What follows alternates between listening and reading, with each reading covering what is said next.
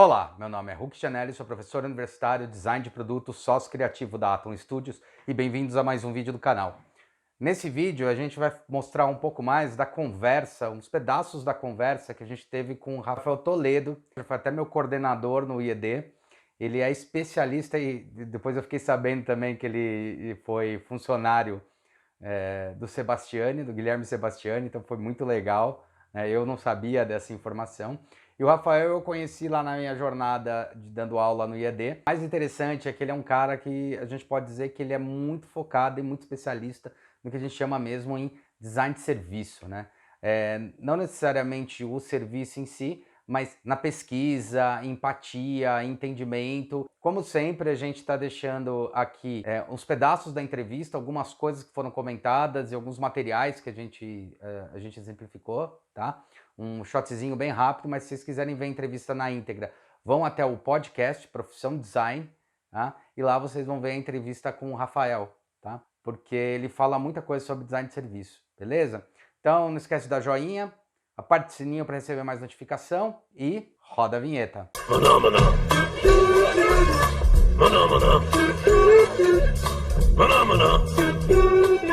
E aí, Rafinha? Opa, Hulk, tudo bem? Poxa, é uma honra estar aqui com vocês. Fico muito feliz mesmo de poder participar aí do Profissão Designer. Design de serviço, por exemplo, que foi por onde eu trilhei a minha carreira, né? Então, sou um designer muito mais de conversar, de entrevistar, de observar, do que um designer propriamente de projetar e de resolver problemas que envolvam o desenvolvimento de artefatos, né? E para você projetar, você tem que ter um problema para resolver e você precisa, né? E você tem um público, né? Você tem pessoas para quem você tem que projetar. Então, a partir disso, né? Gerar e propor soluções que não necessariamente precisam ser um produto ou uma identidade visual, elas podem ser um serviço, né? Elas podem ser uma experiência. Ou quem é design de verdade mesmo, designer, né, de verdade, ele não está entregando uma coisa para gerar um desejo, mas ele está entregando uma coisa que ele entendeu uma necessidade, né? Sim, exatamente, né? Tem que proporcionar esse ganha-ganha, né? Então,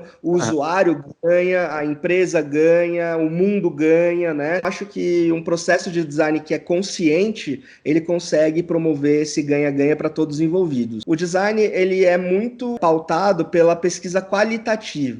Então, a gente está muito mais interessado em saber em profundidade o que acontece com um pequeno grupo de pessoas do que saber quantitativamente o que acontece com um grande grupo de pessoas. E aí, mais do que perguntar, a gente observa as pessoas. O usuário ter muito claro qual vai ser a experiência do serviço que ele está contratando, né?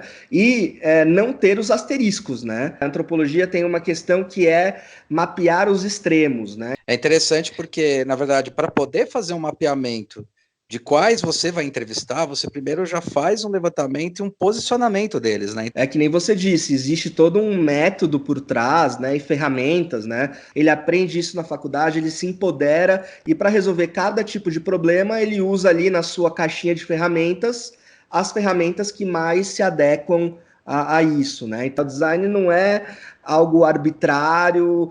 Eu acho que também cabe aí uma capacidade de quem é designer de ter o desprendimento, né? Olhar para as coisas como elas são e não ficar dando palpite ou achando... Não, exatamente, concordo contigo, e a gente já trabalhou juntos, enfim, como professores. Eu sei que você é um professor que justamente gosta de compartilhar esse método, esse passo a passo com os alunos, sempre desafiando-os, né? Luiz Cláudio Portugal, que ele fala o seguinte, né? A pesquisa é um inquérito sistemático do que ainda não se sabe. E isso acontece muito, Hulk, assim, eu já vi acontecer bastante em empresas em que os diretores, eles acham que sabem o que tem que ser feito, como tem que ser resolvido, e aí eles aplicam o processo de design como uma maneira de embasar aquilo que eles acham que tem que ser feito. E o briefing nada mais é do que uma visão enviesada sobre uma ótica exclusiva das pessoas que fizeram, né? E não uma análise realmente mais sobre o mercado, né? Não, perfeito, com certeza. Eu acho que design tem muito a ver com isso, né? Com formular perguntas, né? Eu acho que é muito difícil, muito mais difícil formular a pergunta certa do que resolver o problema, né? Então, O que afinal é design de serviço?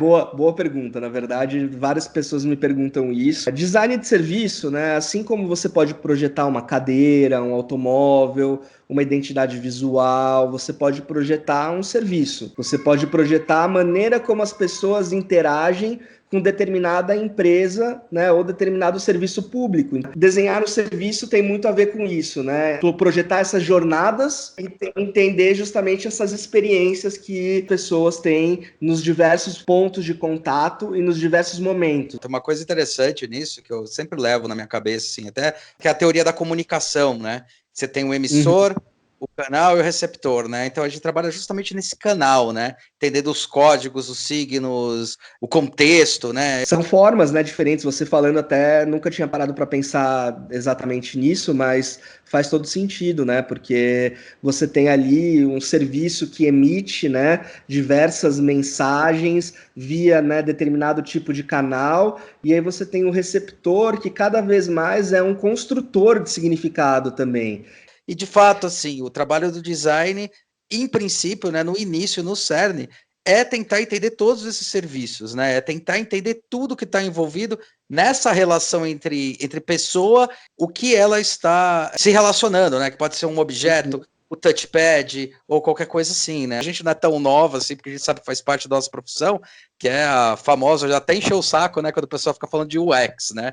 Pois é, eu quero falar um pouco disso também, sobre essas terminologias que surgiram, estão surgindo aí, né? Essa coisa do UX, UI, Product Designer, né? Eu acho super complicado isso que a gente está vivendo, né? Porque não sei se você já viu, né, que existem 1 milhão de vagas, né, para Product Designer, que na verdade é um Isso. gerente de projetos de UX e UI, né? Projetos, né? Ele é um gerente de produtos digitais, né? O design é maior do que tudo isso, né? O design, na verdade, projetar, né, endereçar um desafio por meio, né, do conhecimento de necessidades e da pesquisa, gerando soluções. O designer bem formado é um designer que consegue resolver desafios de UX, que consegue resolver desafios de product design, que consegue resolver desafios de estratégia. E eu entendo que, obviamente, o especialista a gente não pode tirar o mérito do especialista, né? Eu trabalho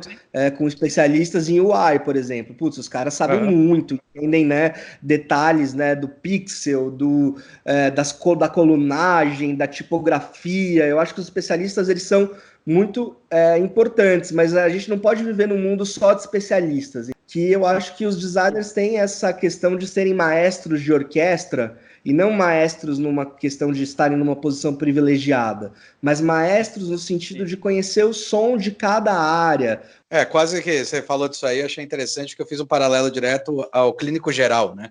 Todo mundo acha que todo mundo é clínico geral e não consegue entender. Clínico geral é um cara que se especializou em entender para onde você deve ir depois que ele te consulta, né? É meio isso, né? Então, o designer ele sabe para onde apontar a mira, né? Para onde apontar o barco, vai. Falando de design thinking também, que eu sei que é um campo que você domina muito e você gosta muito disso, né? Eu também gosto, mas eu acho justamente isso, assim, que alguém, né, de administração que vai fazer um curso de design thinking, puta, muito legal, essa pessoa vai aprender o mindset de design, vai entender a questão da empatia, da colaboração, da experimentação, vai poder ser um grande disseminador do design onde quer que essa pessoa, esse profissional esteja, mas é diferente alguém que estuda, né, 3, 4 anos de design, que entende diferentes métodos, processos. Então, né, existe essa coisa que o Tim Brown fala, né, de que todos podem ser designers. Eu acho isso até a página 2.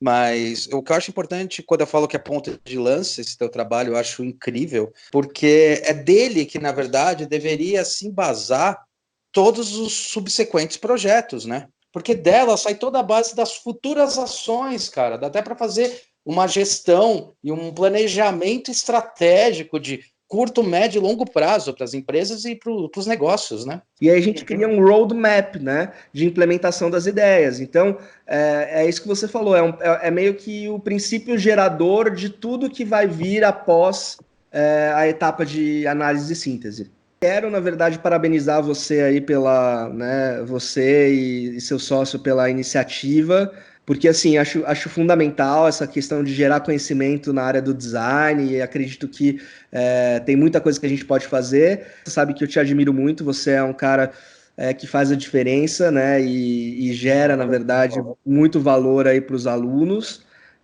e também como profissional, e é isso, cara, tamo junto, né, o design também está se transformando, né, então, como é esse fazer contemporâneo do design?